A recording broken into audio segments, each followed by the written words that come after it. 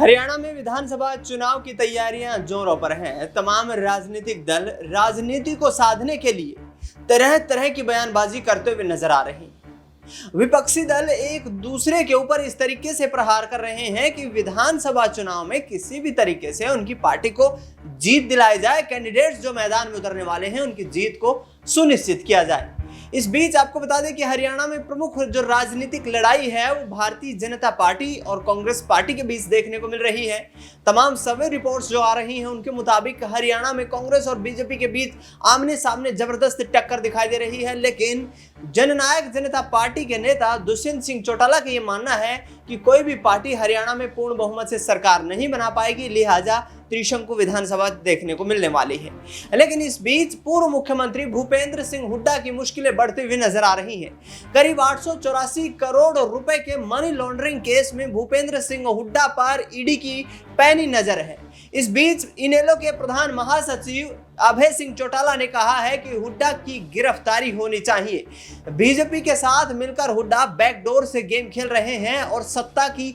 सौदागिरी करते हुए नजर आ रहे हैं। अभय सिंह चौटाला का यह बयान कहां तक उचित है और क्या भूपेंद्र सिंह हुड्डा विधानसभा चुनाव से पहले ही गिरफ्तार होते हुए नजर आएंगे, तमाम पहलुओं पर चर्चा करेंगे। मेरे वरिष्ठ सहयोगी अमन जी मेरे साथ मौजूद है। अमन जी, आपका स्वागत है। अभय सिंह चौटाला का बयान किस तरीके से देखते हैं कि हुड्डा की गिरफ्तारी होनी चाहिए? 10 सालों से जांच चल रही है और बीजेपी भी कहीं ना कहीं सत्ता के लिए गेम खेलते हुए नजर आ सकती है। क्या इस दावे में कोई दम नजर आता है? देखिए, बिल्कुल दम नजर आता है और जाहिर बात है कि 10 साल, जैसा खुद भी बयान में उन्होंने कोट किया है कि 10 साल हो गए और लगभग हर एक जब चुनाव आता है तब इस तरह की एक्टिविटी चीज़ें होती हुई नजर आती हैं, ज़्यादा तेज़ी के साथ में चीज़ें होती हुई नजर आती हैं। आप देखिए, चुनाव को मुश्किल से महीना भर के आसपास रह गया है, उससे पहले जिस तरह से ईडी एक बार फिर एक्टिव हुई है, एक बार फिर से तेज तर्रार होती हुई नजर आ रही है। ये बताता है कि ये जो खेल है लगातार चल रहा है, लेकिन नतीजा क्या इसका होने वाला है इसको लेकर कोई भी कह सकते हैं कि पुख्ता तौर पे नहीं कहा जा सकता। आपको याद होगा कि जब छत्तीसगढ़ में चुनाव हो रहा था उस समय भूपेश बघेल के ऊपर भी कुछ इसी तरह का एक बड़ा आरोप लगा था, लेकिन चुनावों के बाद जैसे ही उस कह सकते हैं कि जिसने गवाही दी थी उसके पूछा जाता था, कहते मुझे पता ही नहीं है और जो साइन लिए गए वो गलत लिए गए, इंग्लिश मुझे आती नहीं है। तो इस तरह की बातें जो हुई वो ये बताने के लिए काफ़ी हैं कि क्या ईडी, सीबीआई इन सब चीज़ों का इस्तेमाल जो सत्ता पक्ष जो है वो अपने फायदे के लिए करना चाहता। आप देखिए कि अभी संजय सिंह भी इस मामले के ऊपर लगातार अपना जो है बयान देते हुए नजर आ रहे हैं और ये बात कह रहे हैं कि देखिए ईडी को जिस तरह से बीजेपी इस्तेमाल करती है उसकी एक बार फिर से पोल खुल गई, क्योंकि आम आदमी पार्टी इस बात को लेकर अच्छे से वाबस्ता है कि दिल्ली में जिस तरह से चाहे मनीष सिसोदिया हो, संजय सिंह हो या फिर अरविंद केजरीवाल हो, इन सब के ऊपर जिस तरह से शिकंजा कसा है, तो वही हाल क्या अब हरियाणा में होता हुआ नजर आएगा। और चुनावों से ठीक पहले भूपेंद्र हुड्डा को गिरफ्तार किया जा सकता है। भूपेंद्र हुड्डा को लेकर जो केस है, क्या उसमें और ज़्यादा कह सकते हैं कि नाम निकल कर सामने आने वाले हैं, क्या उनके बेटे तक भी इसकी आंच पहुंचने वाली है? क्योंकि देखिए, कई तरह की चीज़ें जहां पर ये समझ में आता है कि क्या ये सब राजनीति से प्रेरित है। अगर राजनीति से प्रेरित नहीं है तो ये 6 महीने पहले क्यों नहीं हुआ, साल भर पहले क्यों नहीं हुआ? एन चुनावों के वक्त में इस तरह की छापेमारी, इस तरह की चीज़ों को लेकर अगर कोई भी खबर सुर्खी बन रही तो आप ये मानकर चलिए कहीं ना कहीं ये पॉलिटिकल फ़ायदा लेने का एक प्रयास है, पॉलिटिकल एक तौर पर अपने आप को कहीं ना कहीं बेहतर बताने की होड़ है। और वहाँ पर जो विपक्षी दल है उनके बारे में ये बात कहने का कहीं ना कहीं तरीका ढूंढा जा रहा है कि किस तरह से उन्होंने करप्शन किया था, किस तरह से ईडी की छापेमारी में सारी की सारी जो काली करतूत है वो निकल कर सामने आने वाले। लेकिन दिनेश जी, आप ये मानकर चलिए कि चुनाव आने के वक्त ही ये सब चीज़ें क्यों होती हैं, इसको लेकर एक बार फिर से विपक्षी दल हैं वो बीजेपी के ऊपर निशाना साध रहे हैं।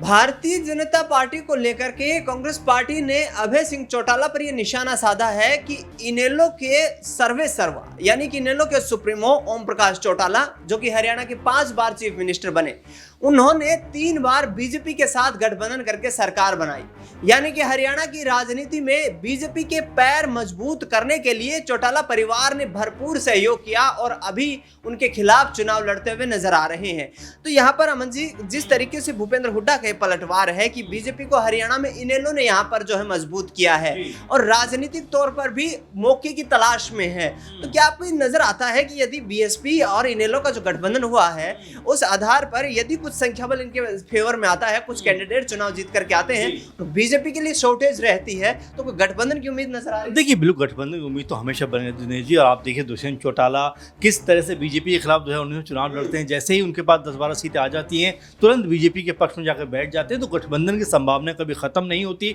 इनेलो और बसपा लगातार प्रयास तो कर रहे हैं कि इस तरह से 5-10 सीटें उनके हिस्से में भी आ जाएं, ताकि अगर कोई ऐसी स्थिति बने जहां पर 4-5 सीटें या 5-10 सीटें कम पड़े तो वो जाकर वहां पर फिट होते हुए नजर आए और सरकार में कहीं ना कहीं उनकी भूमिका दिखाई पड़े। हो सकता है कोई बड़ी बात नहीं है, लेकिन देखिए अगर हम मुख्य मुकाबले की बात करें, क्योंकि कह सकते हैं लोकसभा चुनाव बीता है उसमें सीधे सीधे कांग्रेस और बीजेपी के बीच मुकाबला हुआ है। वहां पर 5-5 सीटें दोनों के बीच में बट गई हैं। और अगर परसेंटेज ऑफ वोट देखें हम, जो तमाम सारे छोटे छोटे दल हैं, तो बहुत ना के बराबर वोट आए दुष्यंत चौटाला को, तो लगभग ना के बराबर वोट आए। तो ऐसे में ये नहीं कहा जा सकता कि कोई बड़ी भूमिका इनकी यहाँ पर रहने वाली, लेकिन हाँ इक्का दुक्का सीटें अगर कम पड़ी तो ये लोग अपनी महत्वपूर्ण भूमिका में फिर नजर आ सकते हैं। और जाहिर सी बात है कि इनेलो और बीएसपी जिससे गठबंधन में आए हैं 2-4 सीटें तो उनको मिल सकती है। वहीं दुष्यंत चौटाला के हिस्से में भी अगर 2-4 सीटें आई तो जाहिर बात है कि यहाँ पर फिर से अगर कोई ऐसी संभावना बनी कि भाई जो कह सकते हैं कि सहयोग लेना जरूरी है, गठजोड़ करना जरूरी है, तो उसमें ये लोग जो है महत्वपूर्ण भूमिका निभा सकते हैं। आखिरी सवाल रहेगा अमन जी, दुष्यंत सिंह चौटाला बड़े कद्दावर नेता हरियाणा की राजनीति में बन चुके हैं, फिर से ये कहते हुए नजर आ रहे हैं कि किंग मेकर की भूमिका में हम रहेंगे, तो क्या अब दुष्यंत चौटाला को आजाद समाज पार्टी के साथ गठबंधन करने से कुछ जीत की आस नजर आ रही है? क्योंकि जाट वोट बैंक कुछ हद तक यदि देखा जाए हिसार जींद के वो इलाके जहां पर उनकी पार्टी का जो सियासी वर्चस्व है, तो वहां से कुछ सीटें निकलती हुई नजर आए यदि एएसपी का यानी कि दलित वोट बैंक का साथ मिल जाए। देखिए बिल्कुल महत्वपूर्ण बात आपने कही थी, क्योंकि अगर एएसपी की बात करें तो 20 सीटों पर लड़ रही है, वहीं अगर दुष्यंत चौटाला की बात करें, जेजेपी की बात करें तो लगभग 70 सीटों पर। और आपने जो आंकड़ा बताया कि जाट और दलित या कहा जाए कि जो पिछड़ा तबका है या जो अनुसूचित जाति से लोग आते हैं, अगर वो समुदाय पूरा का पूरा अगर यहाँ पर एकजुट हो जाता है, क्योंकि अगर दोनों का आंकड़ा भी आप देखें तो 20-22% तकरीबन जो दलित समुदाय हैं उनसे लोग आते हैं, वहीं 23-24% जाट समुदाय के भी हैं, तो ये 44-45 या यूँ कहा जाए कि लमसम 50% के आसपास ये वोट बैंक बनता है। अगर किसी भी तरह से अगर ये आपको कह सकते हैं कि थोड़ा बहुत भी अगर दुष्यंत चौटाला और एएसपी के पक्ष में आ गया तो यहाँ पर 10-20 सीटें अगर निकालते हैं तो बिल्कुल किंग मेकर की भूमिका हम आ सकते हैं, इसमें कोई दो राय नहीं, क्योंकि इससे पहले भी दुष्यंत चौटाला इस भूमिका को निभा चुके हैं। लेकिन महत्वपूर्ण बात यह है कि जो नाराजगी लोगों में उनके लिए है, अगर वो नाराजगी दूर करने में सफल हो पाए तो मुझे ऐसा लगता है कि ये भूमिका में दोबारा वो नजर आ सकते हैं। लोकसभा चुनाव के वक्त पर दुष्यंत सिंह चौटाला ने कहा है कि प्रदेश की जनता ने हमारे ऊपर अपना गुस्सा निकाला है, इसके साथ साथ पार्टी के तमाम उन विधायकों का साथ छोड़ देना, उस पर दुष्यंत चौटाला कहते हुए नजर आते हैं कि छोटे से लालच के चलते